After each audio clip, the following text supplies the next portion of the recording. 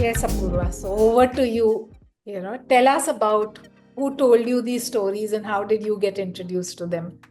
Okay, well, I think from as long as I can remember, I know about stories, and back then they were kahaniya.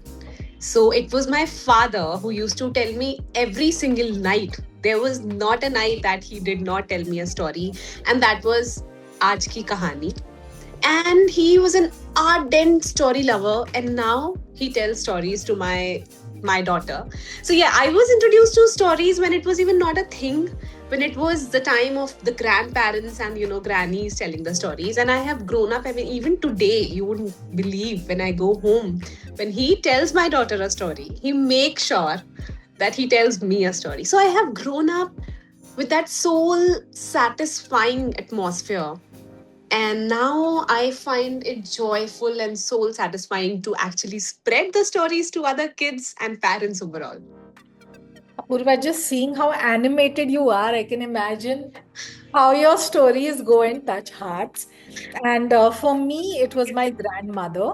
So I so clearly and vividly remember my granny would be sleeping in the middle, and Yeah. one side my sister, one side me.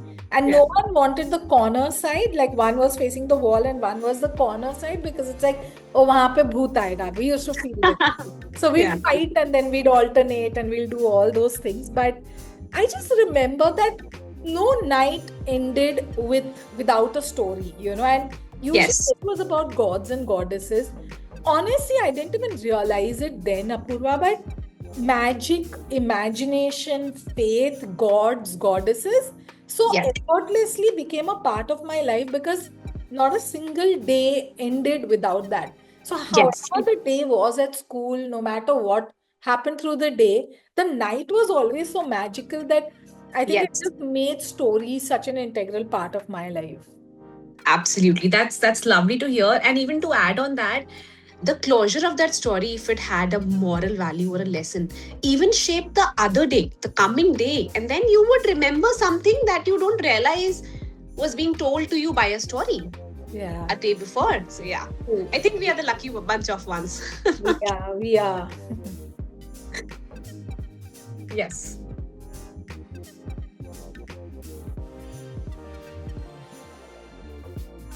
Hmm.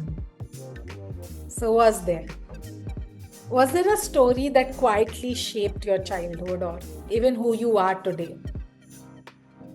So, I think I would not say a particular story in general. It was also the stories that were being presented by my parents as the human they are. So, their gist of everyday life, their everyday story of being so natural, so open, so empathetic, and really so kind. And I mean it. I have seen them as a storyteller all my life, the way they react, the way they are, and the way they they tell me and my brother things via stories is something which has shaped me today. And I would not want a single thing to change in myself. Obviously, there are scope of improvements in other areas, but the way I am, my being, is very much shaped by the everyday story that my parents' nature, you know, has given me. So, to be precise, I would like to give all the credit and every credit to the story I have had till now in my life. So I think the story goes back to that 35 years old Apoorva, who is now a different person and who is now a full time storyteller and spreading the joy. But yes, the core was kindness, empathy, and always surrendering to God. That were the three core I've always had. Beautiful. So for me, also, I don't think there's a particular story that I can Yeah. recall. I mean, I can recall, but not that those. But I think for me, what really worked was that every story ended happily, one, and the good always won over. So no matter what the protagonist went through, or whatever however interesting and adventurous it was, I think there was this deep belief in me that good will win, and it can only end happily. So there's that dialogue in the movie Om Shanti Om ki, if it's not happy, then it's not the ending. And I think that's carried me through life. Like whenever I've faced a challenge, I think I'm like, oh, this can't be the end because it's not happy right now. So it has to Absolutely. lead to happy. And ever if I faced a situation where I'm like, obviously we go through so much in life and life happens, but when something's not going my way or I'm going through a challenging thing, I'm like, no. If I've been good, if I've been honest, I am going to win over it. And by default, I do because I think it's such a core learning for me. They say it manifestation now. Yeah, but it's actually just simple core beliefs that got formed for us while growing Absolutely. up. Yeah. Yes, even in my story, there's just one story wherein a tiger is helping a baby deer, okay? And now I have parents like joking around with me in a very happy and in a very constructive manner that, ma'am, we wish we were child to believe this. And I was like, there are some videos in Instagram. See, the nature, you cannot change the nature, but you Yeah. want to believe, you want your child to believe that good is going to help. And Yeah. more or less, eventually, now or some years later, it will give you benefits. It's a long term Exactly. thing. Exactly. Yeah. I think we've had very similar experiences of stories and storytellers. I'm Yeah. glad. Yeah. Yes.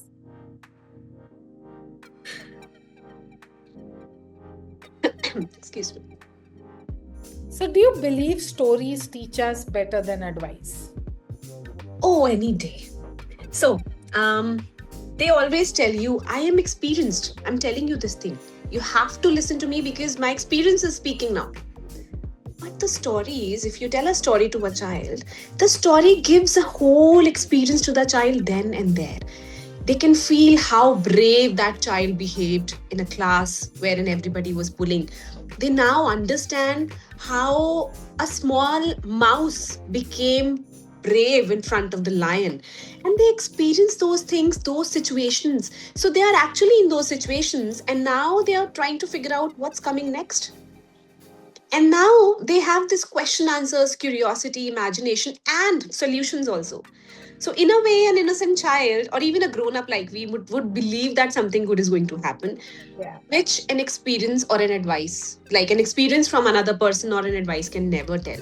So, with these good, now if I talk about parents and child, these good habits, these eating habits, this hitting manners, I think stories are playing a wonderful role. They are magical.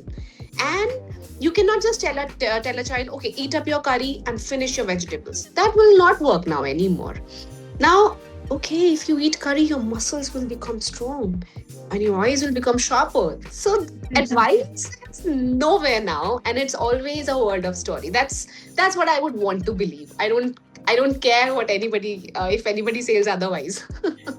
True. So I have a story to share from this morning. I have a 2-year-old, and she was just not wearing her clothes. And I was like, please, Athyasa, wear your clothes. And she was just resisting. And I was like, you know what? There was a baby mouse. And the mama mouse said that, we are going out. And the baby mouse just didn't want to wear the clothes. So Mama Mouse went alone and she had such a good time, and Baby Mouse felt so sad that why didn't he wear? And in an instant, Apurva, she was ready to wear her clothes. And Yeah. till then, I was pulling and tugging, and like three of us on that little baby, and nothing worked. And I was like, okay, storytelling is so, we don't even realize how we're using Yes. it every moment, right? So I Absolutely. think it works like anything. And we also do this curriculum for schools called Wow 3Ls. Now, Hmm. gratitude, Apurva, it's like, if you tell a child, say thank you, it's like you're just making them do a verbal vomit. Yeah. But if you can somehow lead them through a story, through an experience, and tell them about the power of gratitude, the impact it would have is like many, many, many fold, right? Yes, yes. It's unparalleled. And Megha, you won't believe every day, and I mean it, every day, I think I get a minimum of 6 to 8 DMs from mothers. And they they're not DMing me to get anything in return, just to tell me, Apurva, this story has helped him eating, this story has helped us, this story has helped us during bedtime, during the breakfast time. And I feel elated, I feel delighted, I feel like, okay, I think I'm doing something wrong, I something right, and God is like really kind. So definitely, I mean, they play an unparalleled role in the life of anyone, be it a child. True, true. Beautiful.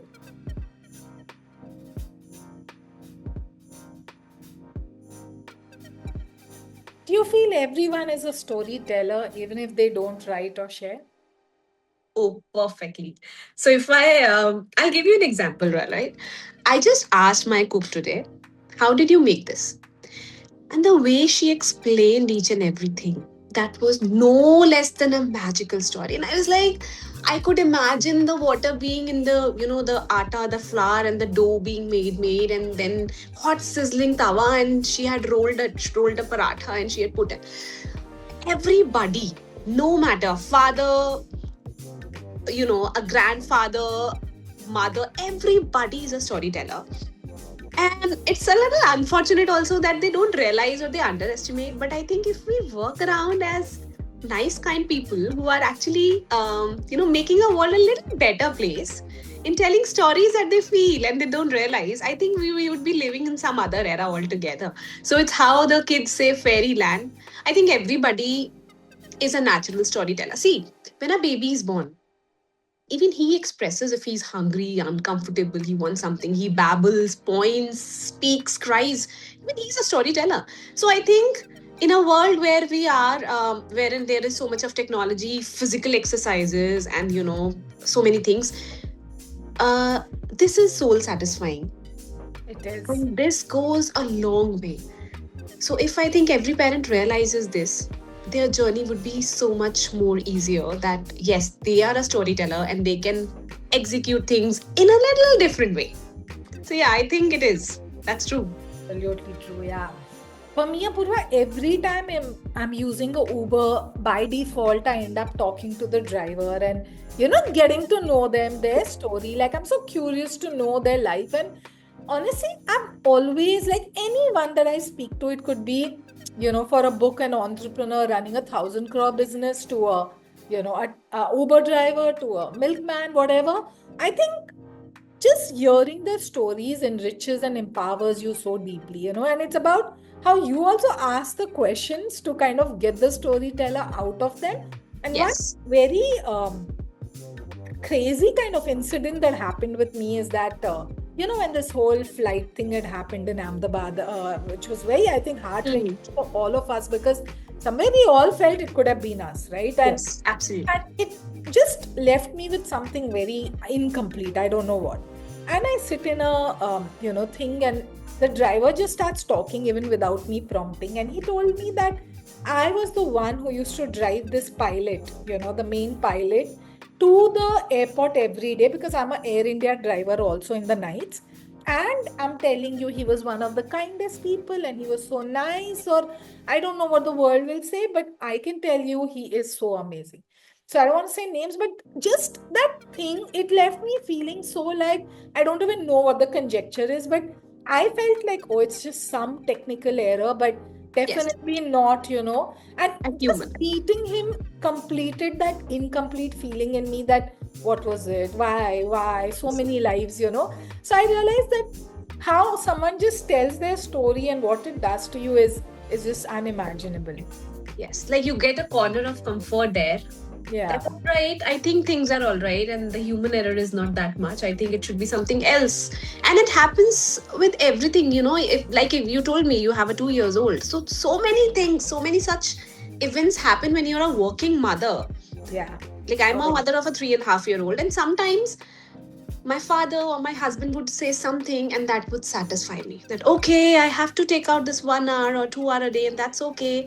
I was grown up, so I had a mother who was working all her life. She got retired last year also, and she was amongst children all her life. She was a teacher, then a principal, a wonderful storyteller. And I would then look up to her and see that, all right, I have this corner of comfort, that I am grown up into a beautiful human being, and her not giving me those 7 hours a day Oh, has yeah. not made any disastrous.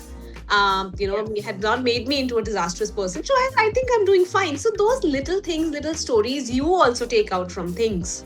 Yeah. It also depends on you how you want to see the world, and it True. very much makes a difference in how you tell a story, how you tell experience. I mean, you and me probably would have had disastrous experiences also, but I don't think we would visit them so often. Not at all. Yeah. In fact, I think our life culminates into the story that we hold in our heads, right? Like Absolutely. everything is about what do I think of a Megha Bajaj? What do I, where do I want to be? And I think the story I tell myself actually defines my life. So beautiful. Beautiful. Yeah.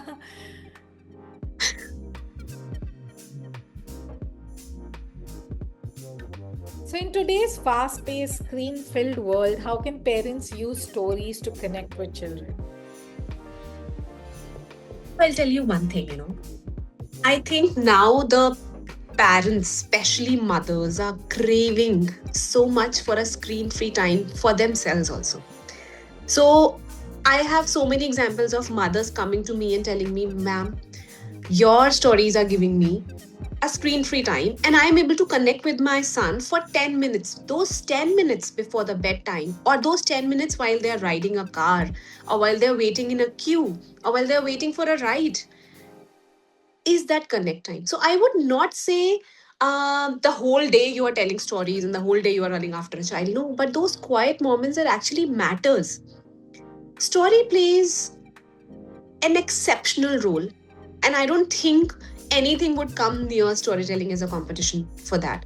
Because if I'm talking to you right now, I am not looking at my screen, I'm looking at you, I'm talking to Megha directly. And I think that's what stories does. It is a soul to soul talk. So just give you an example. When I tell a story to my daughter, one major story time I have is when she's pooping. So she's sitting on a potty seat and she's like every day, Mama, tell me a story. That is the time when I come up with creative stories.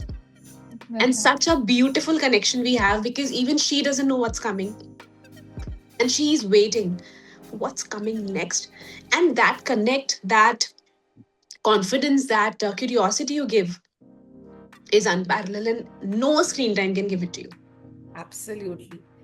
And I think for me, Apurva, it's just that like I lost my mother in 2022 in form, and my daughter wasn't born then, so she doesn't know her nanny as anything but a picture.